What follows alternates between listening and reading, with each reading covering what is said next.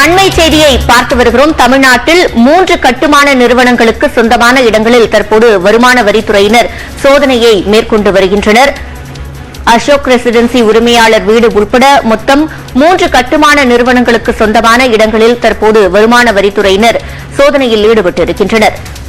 கூடுதல் விவரங்களை செய்தியாளர் அன்பரசனிடம் கேட்கலாம். அன்பரசன், எதன் அடிப்படையில் இந்த சோதனையானது நடைபெற்று வருகிறது? மொத்தம் எத்தனை இடங்களில் தற்போது சோதனை நடைபெற்று வருகிறது? நிச்சயமாக தமிழகத்தில் 3 நிறுவனத்தில் இன்று காலை முதலே வருமான வரித்துறை அதிகாரிகள் அதிரடி சோதனையில் ஈடுபட்டு வருகிறார்கள். குறிப்பாக அசோக் ரெசிடென்சி உரிமையாளருக்கு சொந்தமான 10க்கும் மேற்பட்ட இடங்களில் வருமான வரித்துறை அதிகாரிகள் சோதனையில் ஈடுபட்டு வருகிறார்கள். இது மட்டுமல்லாது ஆந்திரா, கர்நாடகா, தமிழ்நாடு என 3 மாநிலங்களில் 3 நிறுவனங்களுக்கு சொந்தமான 30க்கும் மேற்பட்ட இடங்களில் இந்த சோதனையானது நடைபெற்று வருகிறது. குறிப்பாக சென்னையில் உள்ள பிரபல ஸ்டார் ஹோட்டலுக்கு சொந்தமான இடங்களில் இன்று காலை முதலே வருமான வரித்துறை அதிகாரிகள் சோதனையில் ஈடுபட்டு வருகிறார்கள்.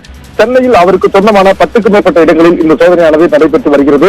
அண்ணா நகர் 6வது அவனியில் அமைந்திருக்கக்கூடிய அசோக் நகர் ரெசிடென்சின் உரிமையாளர் வீடு, போரூரில் உள்ள அசோக் ரெசிடென்சி நட்சத்திர விடுதி என 10க்கும் மேற்பட்ட இடங்களில் இந்த சோதனையானது நடைபெற்று வருகிறது. கடந்த சில ஆண்டுகளாக வருமானத்தை மறைத்து பல இடங்களில் சொத்துகள் வாங்கியிருப்பதாகவும் மற்றும் பல இடங்களில் புதிதாக பல கிளைகள் தொடங்கியிருப்பதாகவும் கிடைக்கப்பட்ட புகாரின் அடிப்படையில் இந்த சோதனையானது நடைபெற்று வருவதாக வருமான வரித்துறை அதிகாரிகள் தகவல் தெரிவித்திருக்கிறார்கள். மேலும் கடந்த சில ஆண்டுகளாக அசோக் ரெசிடென்சி நிறுவனங்களில் வரி ஏய்ப்பு நடந்ததாகவும் அதன் அடிப்படையில் தான் இந்த சோதனை நடைபெற்று வருவதாகவும் அவர்கள் தெரிவித்திருக்கிறார்கள்.